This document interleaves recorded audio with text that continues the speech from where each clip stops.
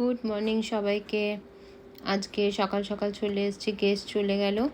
তারপরে আমি ইন্সপেকশন করছি যে ঘরগুলো কীরকম আছে না আছে, কতটা খাটতে হবে ঘরের পেছনে। অনেক দিন ছিল তো, নোংরা হওয়াটা খুব স্বাভাবিক, কিন্তু বলতে নেই মোটামুটি ভালোই রেখে গেছে, খুব একটা নোংরা করেনি। আর এই ঘরটা একবার দেখে নিই। এই ঘরটা ইউজ খুব একটা কেউ করে না, জিনিস রাখতেই করে। একা ছিল তো, বেশি জায়গাও ওর লাগেনি, মোটামুটি ঠিকই আছে।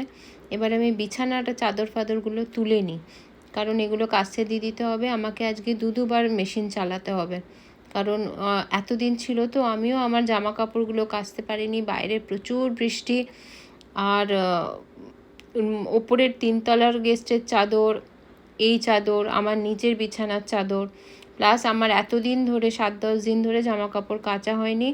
আর দেখতে পাচ্ছ আমি কি পরে আছি, আমার নিজের জামা কাপড় নেই। এগুলো কোথা থেকে খুঁজে বার করলাম, কোনো জামার ওপর, কোনো জামার প্যান্ট, কোনো রকমে পরে কাজ চালাচ্ছি। আর বাড়িতে না বেশি টাইট ভালো জামা কাপড় পরে থাকতে পারি না। এই চাদরটা পাচ্ছি, তুমি দেখো চারপাশে না আমি গিট দিয়ে রাখি যাতে চাদরটা টান হয়। এটা আমি শিখেছিলাম অনেক ছোটোবেলায় হসপিটাল থেকে। তো চাদর আমার পাতা হয়ে গেছে, দেখতে পাচ্ছ, গোছানো হয়ে গেছে। আর এটা আমার হাউস হেল্প এসছে, ও আমাকে হেল্প করে দেয় ঘরদোর পরিষ্কার করতে, ওর জন্য আমি ওকে এক্সট্রা পেমেন্ট করি।